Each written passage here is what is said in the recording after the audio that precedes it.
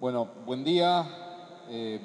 La verdad que estoy ya bien temprano emocionado doblemente por estar aquí en un lugar público, con docentes de la escuela pública, en un momento especial, creo, para todos, ¿no? Porque estamos sintiendo nuevamente que aquello que soñamos empieza a construirse despacito y desde abajo, y creo que es la quinta vez que vengo a esta universidad y me siento muy bien de ver que el Estado aquí ha decidido preocuparse por la educación en un lugar que conozco muy bien.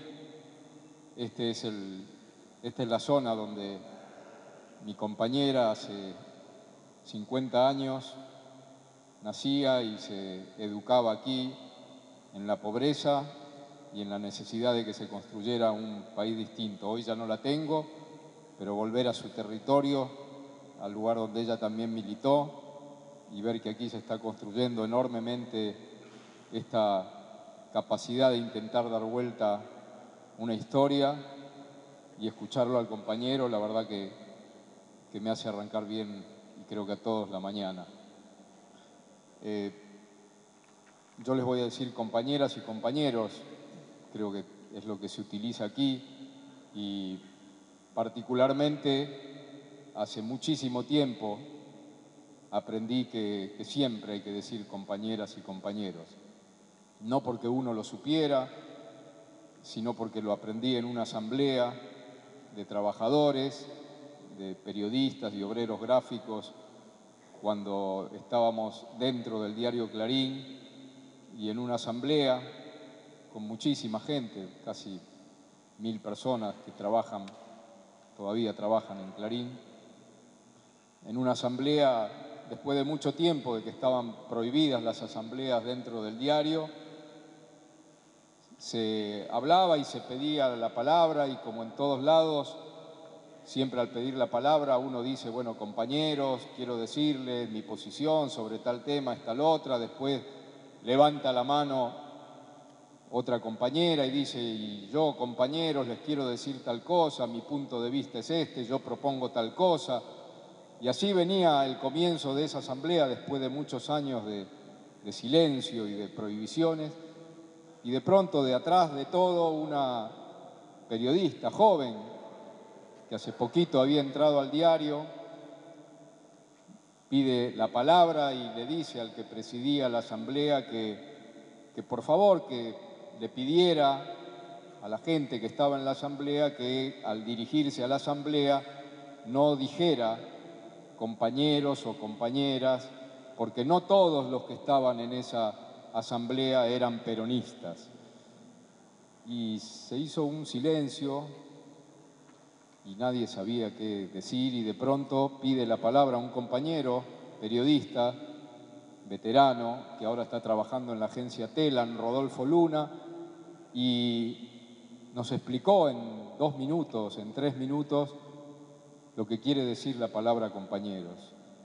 El compartir el pan, el compartir el trabajo, el compartir un espacio, el compartir las derrotas, las alegrías, los triunfos, las necesidades. Y por supuesto todos emocionados y muchos llorando, entendimos que eso quería decir compañeros, una palabra hermosa y seguramente más vieja que el agua, pero que representa tanto para toda la humanidad. Y desde entonces, cada vez que empiezo una charla, empiezo diciendo compañeras y compañeros, más allá de nuestra identidad política.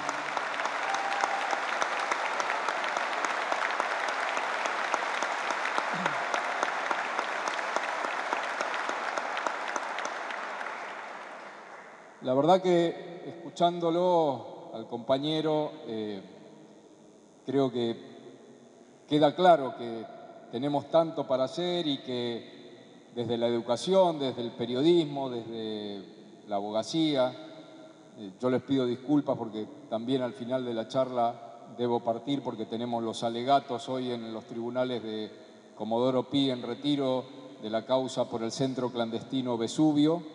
Ya estamos terminando ese juicio.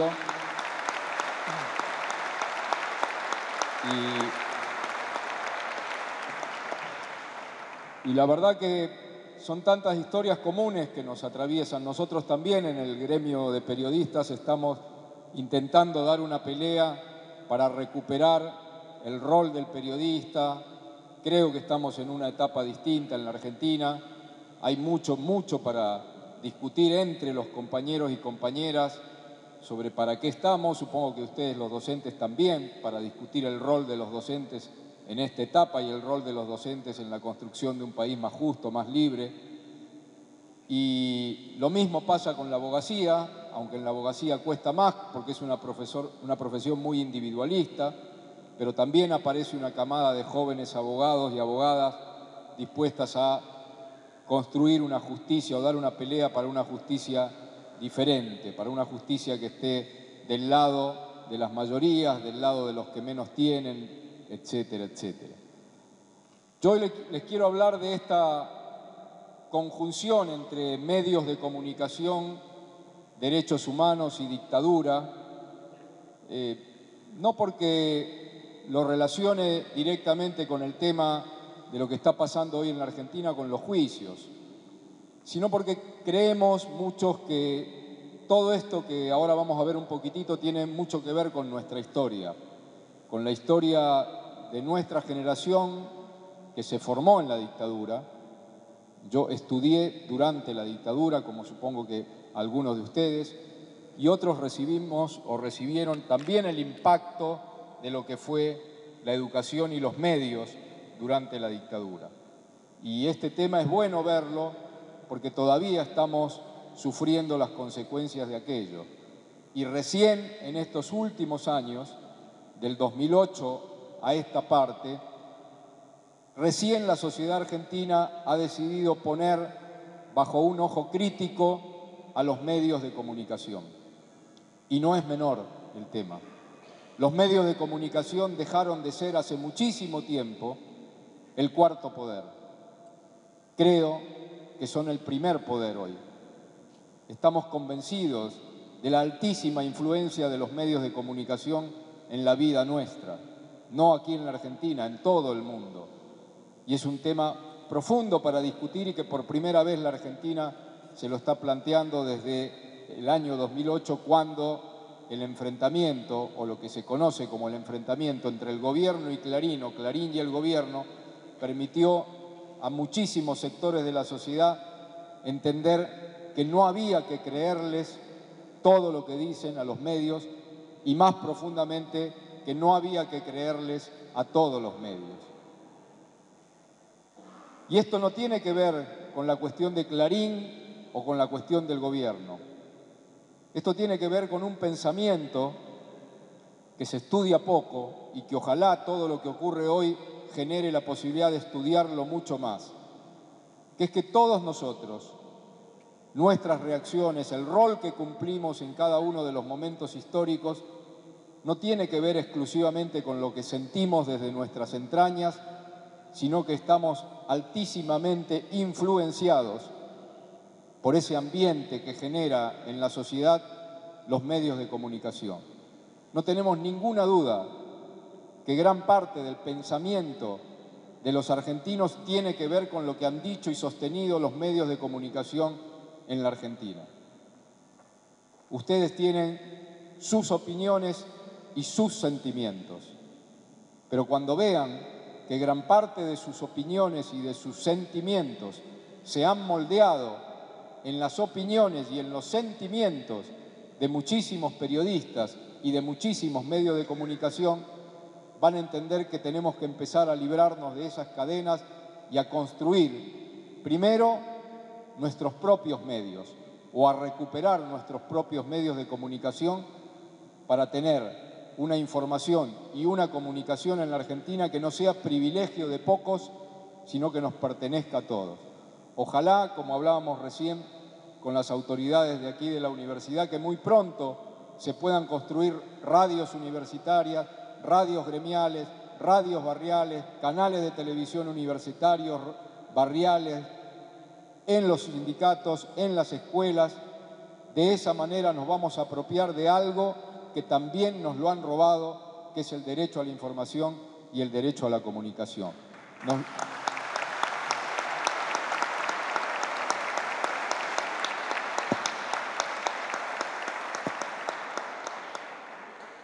Algunas compañeras y compañeros nos dicen siempre, porque creo que tienen razón cuando plantean la inquietud, eso es exagerado.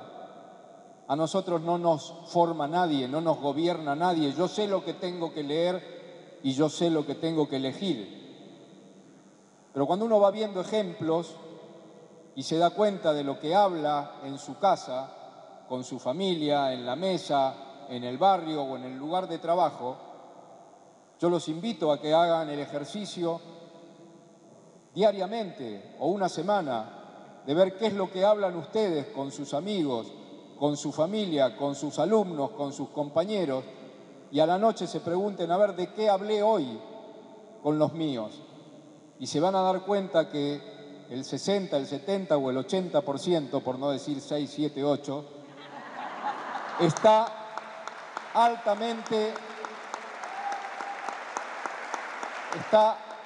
altamente contaminado por aquello que desde la mañana los medios están imponiéndonos.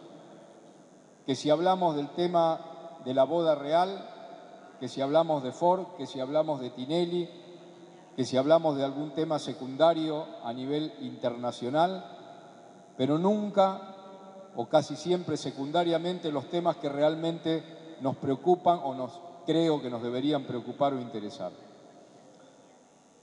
Nos vamos a la época de la dictadura, porque de eso se trataba un poco el panel. Esto que están viendo ustedes acá, que se llama Carta, es una página de la revista El Gráfico. Era una de las revistas más vendidas en la época de la dictadura. Esta revista es de la época del Mundial 78. Es una carta que le escribió el capitán de la selección holandesa de fútbol, Ruud Krol, a su hija. La selección holandesa estaba en la Argentina jugando el Mundial 78 y Ruud Krol le manda una carta a su hija en Ámsterdam contándole cómo la estaba pasando en la Argentina. ¿Podemos ver la otra? El Gráfico tradujo esa carta, carta a mi hija. Un poquito más abajo. En esta carta que le escribe Ruud Krol a su hija, le dice, un poquito más abajo,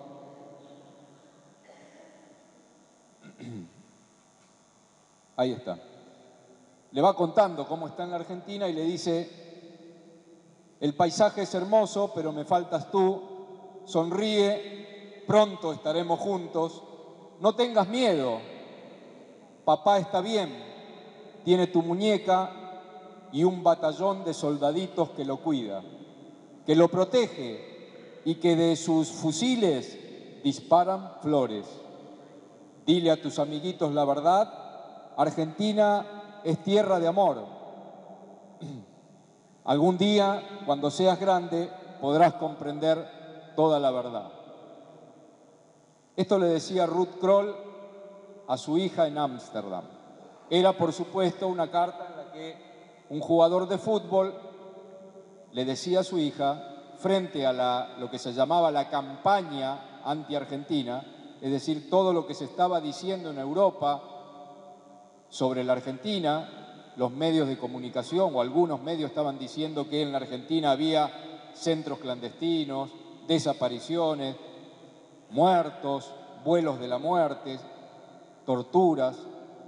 A eso los militares lo llamaban la campaña anti-argentina. Y entonces Ruud Krol le decía a su hija, no creas lo que dicen, aquí está todo bien y de los fusiles de los soldaditos se disparan flores. Y ustedes se preguntarán, la carta está escrita en inglés, fue traducida por El Gráfico. Ustedes, primera pregunta que por ahí se hacen es ¿por qué un jugador holandés le escribe a su hijita en Ámsterdam, holandesa, una carta en inglés? Y es así porque Ruud Krol, el capitán de la selección holandesa, jamás escribió esta carta. Jamás escribió esta carta. Esta carta fue escrita por un periodista argentino, apellidado Romero, que hace poco murió en España, donde trabajaba como corresponsal del diario Olé, y esta carta fue escrita como parte de la vergüenza de lo que fue la prensa argentina durante la dictadura, y esto era lo que leíamos nosotros cuando inocentemente en nuestra adolescencia comprábamos el Gráfico y creíamos que Krol le estaba escribiendo a su hijita. Esta carta que ven ustedes es tal vez el mayor símbolo durante el Mundial 78 de la vergüenza de lo que fue la prensa y los periodistas argentinos durante la época de la dictadura, casi sin excepción. El gobierno holandés y la selección holandesa, ante la publicación de esta carta, protestaron y casi retiran a su selección del Mundial. Pero de esto no salió nada en los medios de aquella época. Ningún medio argentino publicó lo que había pasado con la selección holandesa. Y no solo eso, sino que la revista El Gráfico jamás desmintió esta carta. O sea, es que si mañana ustedes les sugieren a los alumnos que hagan un trabajo práctico sobre qué pasaba durante el Mundial 78 y alguno de los chicos o chicas va a la hemeroteca y va a buscar las revistas, se va a encontrar con esto. Y no va a encontrar nunca una desmentida, por más que revise toda la colección del Gráfico hasta hoy. Y entonces va a escribir en el trabajo, según la revista El Gráfico, Krol escribió esta carta. Y el pobre Krol nuevamente va a sentir culpa por algo que no hizo y que sí hizo la prensa argentina. Podemos pasarla. Bueno, esta tapa es de, perdonen la palabra, del diario Clarín. Y acá dice, abatieron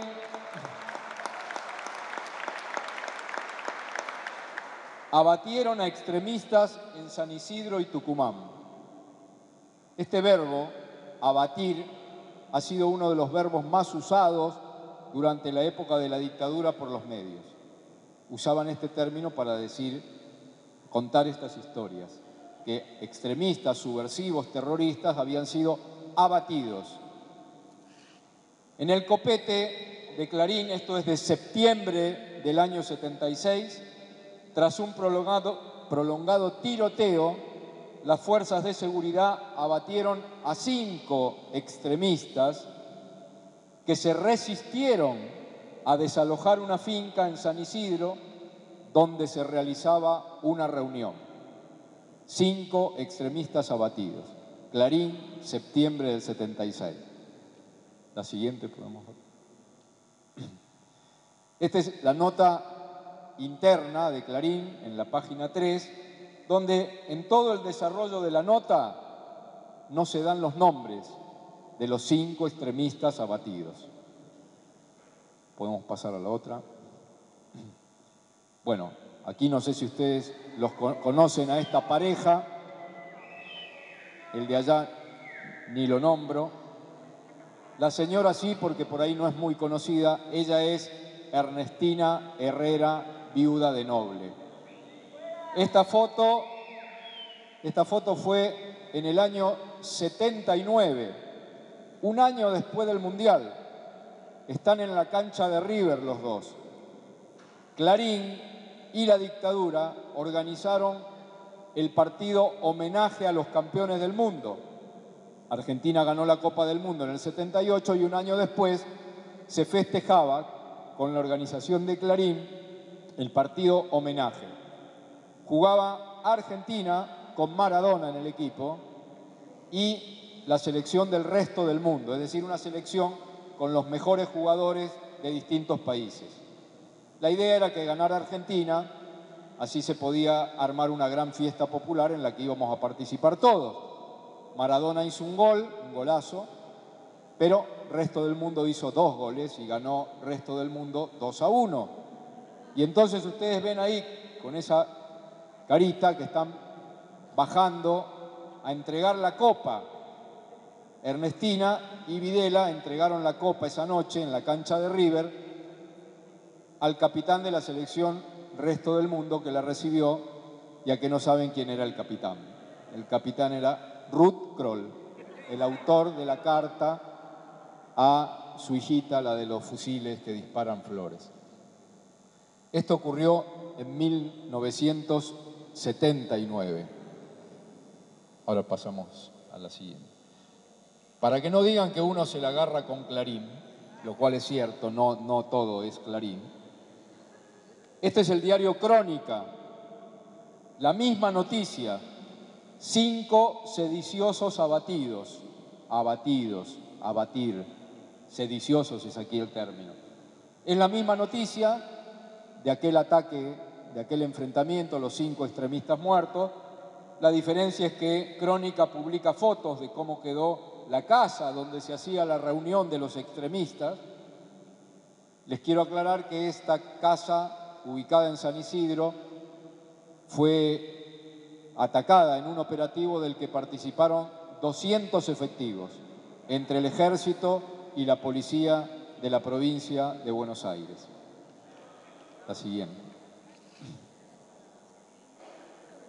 Esto si lo podemos ampliar un poquitito con el zoom.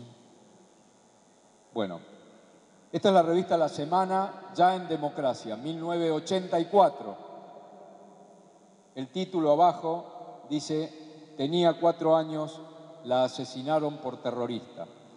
Los 5 extremistas abatidos aquella noche en San Isidro eran David Lanuscou, militante montonero;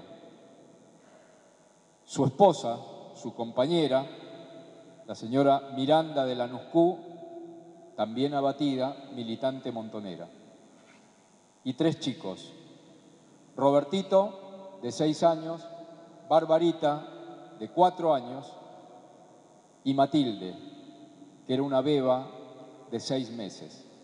Esos eran los 5 extremistas que tras un prolongado tiroteo fueron abatidos porque estaban en una reunión de subversivos aquí en San Isidro, cerca de aquí.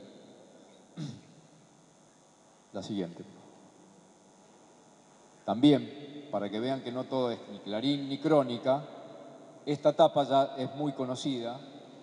Es la tapa de la revista Gente en el año 1982, una de las tantas tapas que tenían titulares como estos: estamos ganando, seguimos venciendo, etcétera, que era la información que nos daban a toda la sociedad sobre lo que estaba ocurriendo en Malvinas. Por supuesto, toda esa información no respondía en nada a la realidad de lo que ocurría, sobre todo con nuestros soldados en Malvinas.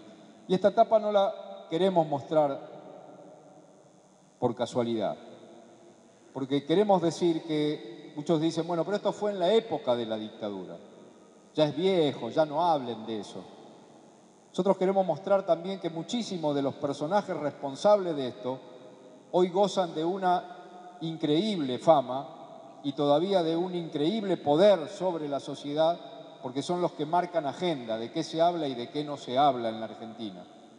Quien dirigió la revista Gente durante la época de la dictadura y fue autor de estas cosas y de otras peores, es un periodista que responde a las iniciales de Samuel Chiche Helblum y que está, no casualmente, desde hace 3 años, creo, conduciendo, entre otras cosas, un programa en Radio Mitre del Grupo Clarín. Sepamos todos, pero sobre todo los que hacemos periodismo, comunicación y educación, que Chiche Helblum fue uno de los directores de la revista Gente durante la época de la dictadura. La siguiente. Este es Robertito Lanuscou. Ya esta foto es del año 84 y es uno de los 5 extremistas abatidos aquella noche en San Isidro. La siguiente, por favor. Esta es Barbarita Lanuscou, que ya la vieron en la foto más ampliada, y allá en la punta está la silueta de Matilde, porque de Matilde no tenemos ni una foto. Matilde tenía 6 meses y los padres, que estaban escapando desde Córdoba porque los perseguían en Córdoba y vinieron aquí a alquilar una vivienda en San Isidro. Seguramente habrán tenido alguna foto de Matilde, pero aquella noche arrasaron no solo con una familia, arrasaron también con la casa y todo lo que había dentro. La siguiente, por favor. Esta foto ya es de 1984 y esto ocurre aquí cerca, o relativamente cerca. Esto es el cementerio de Boulogne. En 1984, en gran parte del país y sobre todo, bueno, en los municipios de aquí, del Gran Buenos Aires y de los que ustedes representan o a los que ustedes representan, se hicieron excavaciones en todas las tumbas NN, que eran centenares de tumbas NN en los cementerios del Gran Buenos Aires. Esto es en Boulogne. ¿Por qué está esta foto aquí? Porque este es el momento en el que se exhuman los restos de tumbas NN, 5 tumbas que estaban una al lado de otra y que correspondían a la noche, a los hechos de la noche en que abatieron a 5 extremistas. Ese día se sacó el primer cajón, se encontraron allí los restos de Roberto Lanuscu, el papá. Luego en el segundo cajón estaban los restos de Bárbara Miranda, la mamá. Ya en el cajón más chiquito estaban los restos de Robertito Lanuscu, de 6 años. En el cuarto cajón, los restos de Barbarita Lanuscu, de 4 años. Y en el último cajón, el más chiquitito, que todavía tenía restos de pintura blanca, cuando se abrió el cajón, estaban las abuelas, allí había dentro un osito y un par de calcetines. En aquel momento, 1984, pensábamos, muy ingenuos y además muy burros, que los huesitos de alguien de 6 meses se esfumaban o se hacían polvillo demasiado pequeño como para encontrarlo en un cajón, o que se había adherido el polvillo al osito. Pensamos de todo y nos fuimos así ese día. Después el cajón y el osito y los calcetines fueron examinados por un antropólogo que había llegado de Estados Unidos, el antropólogo Snow, que fue un poco el padre del equipo de antropología forense, que hoy es un orgullo para la Argentina. Es el mejor equipo de antropología, sin duda, del mundo.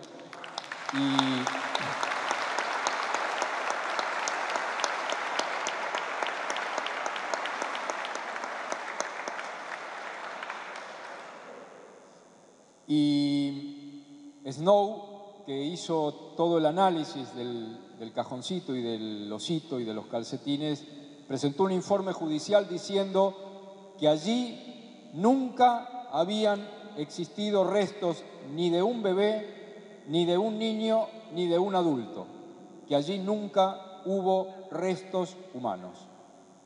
Razón por la cual, desde 1984, las abuelas están buscando a Matilde Lanuscu, la beba de 6 meses, que fue raptada, secuestrada en San Isidro aquella noche de septiembre de 1976 y que hoy, si vive, debe tener 35 años.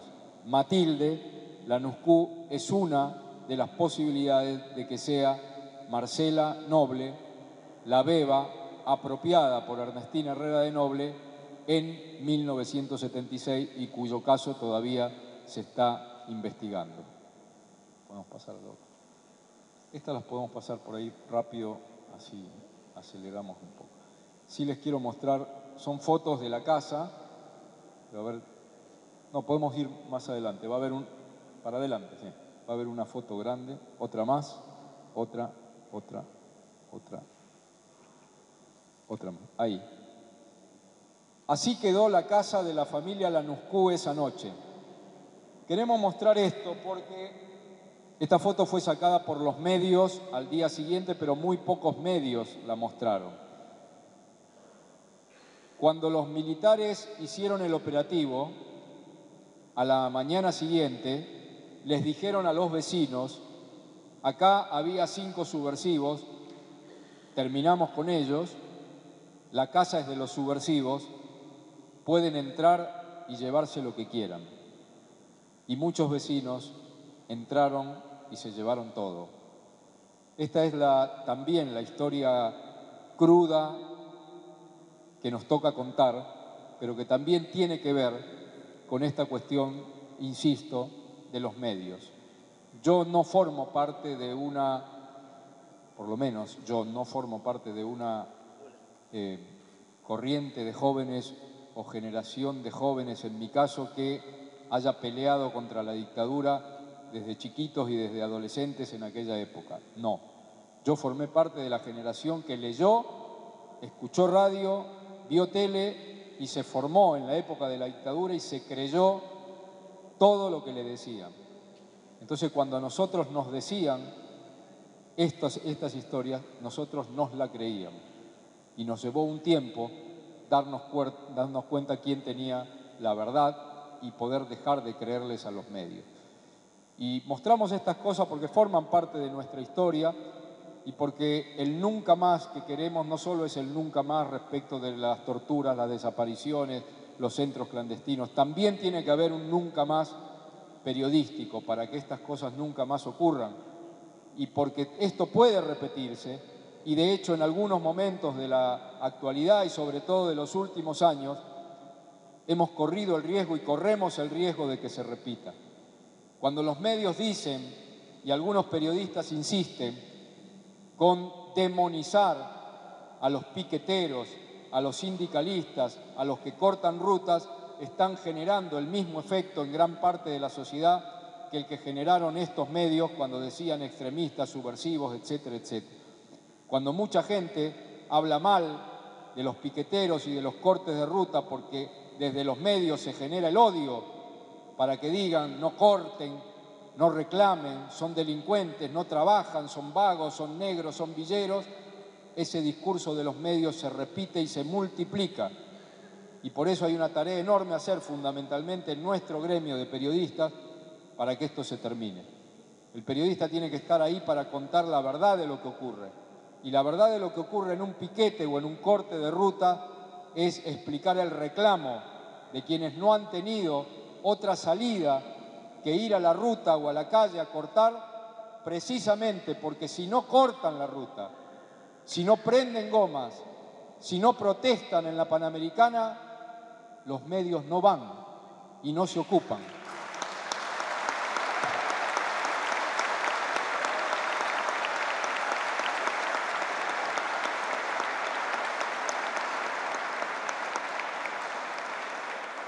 Esta es Bárbara Lanuscu. Tenía 24 años, es la mamá de Matilde. Muestro esta foto porque, bueno, al final, ya falta poquito, les queremos mostrar una foto que por ahí es un poco más gráfica sobre el tema. La otra foto. Esta es la tapa del diario Clarín en 1977. La revista de Clarín en aquella época se llamaba Clarín Revista. Gracias. Un título muy original, por supuesto. Bueno. Ahora se llama Viva, y esa beba o niña que ven ahí, ella es Marcela Noble, apropiada en 1976, adoptada por Ernestina Herrera Noble. Su foto fue colocada, esta es la primera foto que tenemos de ella, fue tapa de Clarín en 1977 en una nota sobre los cumpleaños. A partir de esta foto se dedujo que Marcela Noble tenía un año, porque esta foto es de mediados del 77 y más o menos, quienes son mamás acá, deducen más claramente que podría tener aproximadamente un año, está paradita, y si no tiene un año tiene 11 meses o 13 meses, y esto nos permitió deducir que Marcela Noble habría nacido aproximadamente en marzo, abril, mayo de 1976. Y esta es la hipótesis con la que se está trabajando en el caso Noble. La siguiente. Como Ernestina se sentía tan impune en esa época, no solo puso a Marcela, sino que otro domingo del 77 puso la foto de Felipe Noble, el otro niño apropiado en 1976 y cuya identidad todavía hoy se desconoce. También fue en una tapa para mostrar alguna nota sobre cumpleaños o cómo se comporta el niño al año de edad, etc. Felipe también habría nacido más o menos para esa época. ¿Cuál es la historia oficial? ¿Cuál es la historia que Ernestina contó en el expediente de adopción sobre estos chicos? Ella dijo que en mayo del 1976 primero escuchó que alguien lloraba y salió a la puerta y encontró en la puerta de su casa, en el jardín, una cajita donde había una beba. Miró para los costados, no había nadie, agarró la beba, entró a la casa y la tuvo una semana. Le puso nombre, Marcela, y como nadie vino a reclamarla, se fue al juzgado de San Isidro porque se había encariñado con Marcela para iniciar los trámites de guarda primero y luego de adopción. Presentó 2 testigos, una vecina y un jardinero, que decían que la beba había estado en una cajita en el jardín y que la señora de Noble la había agarrado para cuidarla y que ahora la quería adoptar. ¿Qué pasó con Felipe? El día que Ernestina va al juzgado, en el juzgado había una señora que se llamaba Carmen Delta. La señora Carmen Delta estaba en el juzgado porque venía a decirle a la jueza, que ya se murió, que no podía, tenía un bebé en los brazos, y decía que no podía mantener al bebé y que venía a entregarlo al juzgado para que alguien lo adoptara, porque ella no conocía el padre de esa criatura, no sabía quién era, y que no podía mantenerlo y que su familia no la quería con el bebé. Esa era la historia que venía a contar Carmen Delta. Entonces, ¿la jueza qué hizo?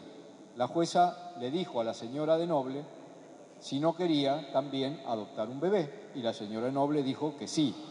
Entonces la señora de Noble ese día se llevó del juzgado de San Isidro una beba y un bebé, 2 por 1.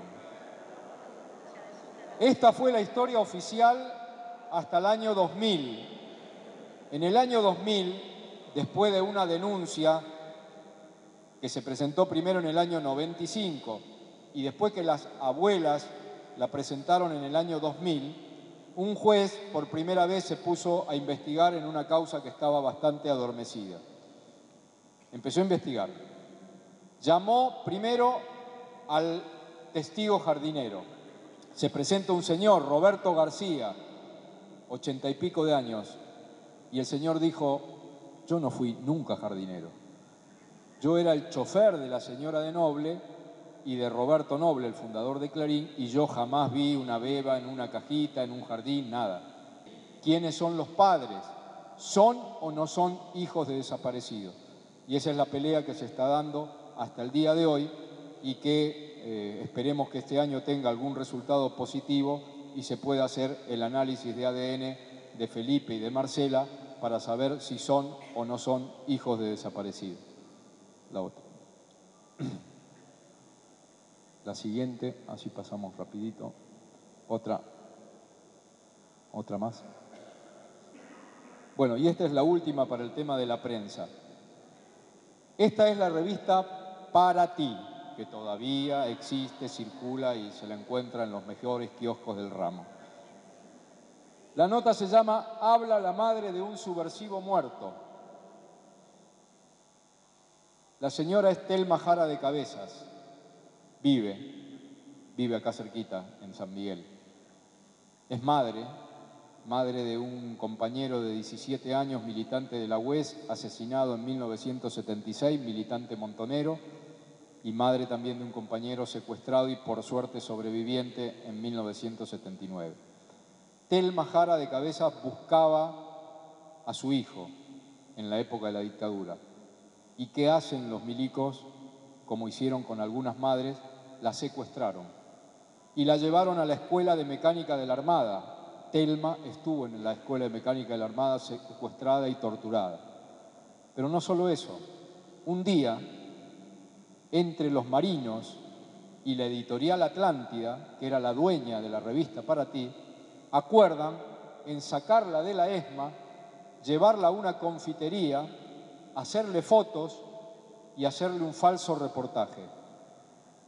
En este reportaje, publicado en el año 79, en septiembre del 79, cuando venía de visita la Comisión Interamericana de Derechos Humanos a la Argentina para comprobar todas las denuncias que se estaban haciendo sobre la Argentina, la revista Para Ti saca un reportaje donde Telma Jara habla y dice que los montoneros le engañaron, que su hijo había sido llevado por el mal camino por los montoneros, etcétera, etcétera, para que los argentinos y las argentinas leyéramos esto y dijéramos, si lo dice la mamá, evidentemente, entonces es falso todo lo que dicen afuera.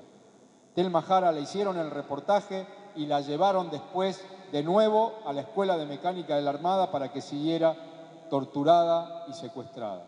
Luego recuperó su libertad. Pero este caso, que también es muy fuerte, hoy ha sido judicializado.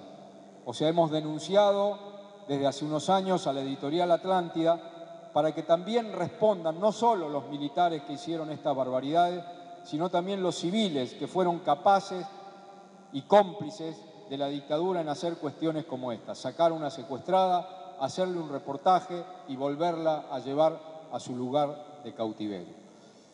Bueno, esta es la historia sintetizada un poco del tema de la prensa. Yo les quiero mostrar algo ahora desde acá, no te molesto porque ni yo sé cómo encontrarlo, pero vamos a ver si puedo. ¿Qué es esto?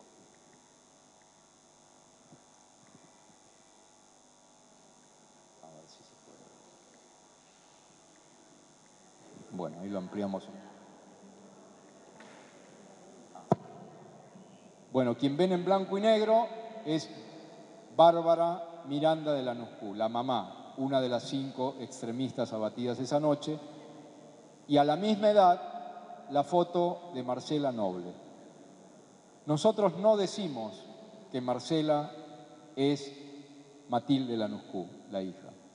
No nos podemos guiar solamente por el parecido físico, ese es un error que a veces se ha cometido. Lo que sí tratamos de usar este caso es como ejemplo de que no olvidemos no solo a Matilde, sino que no olvidemos estas historias, porque el caso Lanuscu, además de la barbarie que tiene una cuestión simbólica muy fuerte.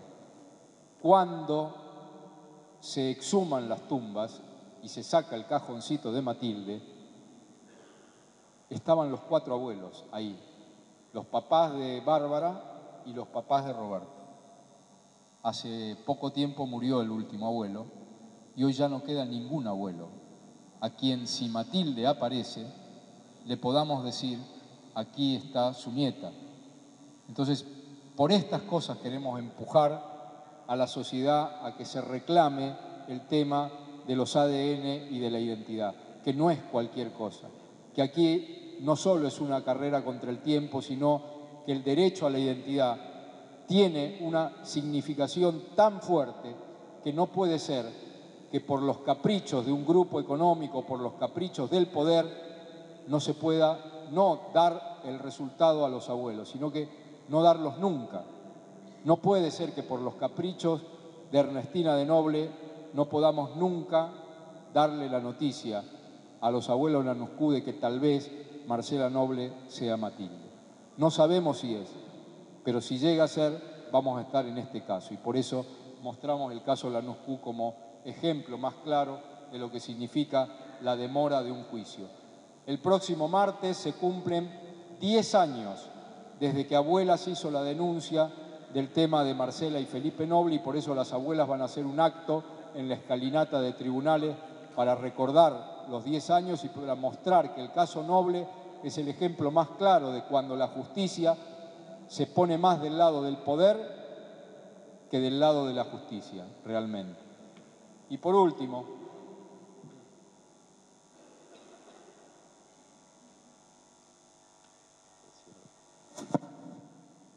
Bueno, acá hay que girarlo, a ver cómo se gira. Bueno, por ahí algunas docentes lo conocen. Esta es la tapa de un manual que se está usando en muchas escuelas. Este manual es el manual, este es de 4º grado porque lo tuvo que usar mi hijo, editado por la editorial Tinta Fresca. La editorial Tinta Fresca es la editorial del Grupo Clarín. Clarín, no contento con el tema del periodismo, los medios, los celulares, la televisión digital, internet, etcétera, etcétera, etcétera, los negocios, en todos los negocios en que se fue metiendo, decidió hacer pie en el campo de la educación y empezó con la editorial Tinta Fresca. Editorial, por supuesto, en la que todos los artículos que se muestran en los manuales son artículos del diario Clarín. Y la otra vez, mi hijo ahora está en 6º en una escuela pública en Capital y la docente es delegada y bueno, sabe nuestra historia con el tema de Clarín y la recomendación fue la compra de Tinta Fresca. Entonces hablé con ella, pero no le dije por el tema de Clarín, fui y le llevé una página del manual diciéndole que, bueno, no la pude escanear, diciéndole, mirá lo que muestra este manual. Clarín mostraba la tapa, no de esa de la revista Gente, la que les mostré de la guerra, sino la tapa de cuando los militares mataron, abatieron a una terrorista que se llamaba Norma Arrostito, según ellos. Por ahí alguno que tenga nuestra edad o que haya seguido el tema, por ahí recuerda esa tapa. Esa tapa fue de diciembre del 76. Pusieron en la tapa la cara de Norma Arrostito, dirigente montonera, y el título era que había sido asesinada, abatida, Norma Arrostito. Y Clarín lo ponía en este manual como ejemplo, no de lo que la prensa mostraba, sino como ejemplo de lo que ocurría en la dictadura. Lo cierto es que esa tapa era falsa también, porque Norma Arrostito no fue abatida en diciembre del 76. Norma Arrostito fue secuestrada en el 76 y la tuvieron 1 año y medio en la ESMA viva, pero a toda la sociedad nos mostraron que la habían matado en diciembre del 76. Ese engaño se sigue reproduciendo. No digo que Clarín es el que lo reproduce, pero digo, lo quería mostrar porque evidentemente el tema de la penetración de Clarín o el intento de penetración de Clarín por todos lados también nos preocupa en el campo educativo y sobre todo ahora que en el gobierno de la ciudad acaban de firmar un contrato que aparentemente por una denuncia que se hizo esta semana es por un monto 3 veces mayor del que se podría haber conseguido con otras empresas. Es un contrato entre el gobierno de la ciudad, Macri y el Grupo Clarín para proveer de computadoras a los chicos de la primaria. Pero no solo de las computadoras, sino también proveerlos del servicio de Internet. Es decir, que nuestros chicos van a recibir la computadora y el proveedor de Internet de parte del Grupo Clarín. Este gran negocio hecho ahora por el Grupo Macri significa una nueva denuncia para el gobierno de la Ciudad de Buenos Aires porque los montos son 3 veces mayores de los que se consiguen las computadoras y el proveedor de Internet por otros servicios privados. Así que es un tema que vamos a ver si algún día sale en los medios para que se discuta. ¿Cómo es posible que el Grupo Clarín tenga esa posibilidad de hacer negocios a partir de la educación y lucrando con el tema de los chicos y otra vez la gran prensa sobre este tema no diga nada? Bueno, les quiero agradecer, les quiero de nuevo pedir disculpas por tener que irme tan apurado. Desde ya los invito a que desde el campo donde están ustedes, el campo de la educación, nos ayuden a nosotros desde el campo del periodismo a poder no solo construir nuevos medios, sino también que los chicos empiecen a entender y que todos comprendamos que el derecho a la información y el derecho a la comunicación son 2 derechos humanos por los que debemos pelear también, que también nos lo apropiaron hace mucho tiempo y que seguramente si esta esperanza que se está construyendo en la Argentina, sobre todo desde los sectores juveniles, culmina dentro de poco tiempo en otros periodistas, en otros medios de comunicación, y que de verdad nunca más tengamos que ver las cuestiones que hemos visto esta mañana aquí. Muchas gracias.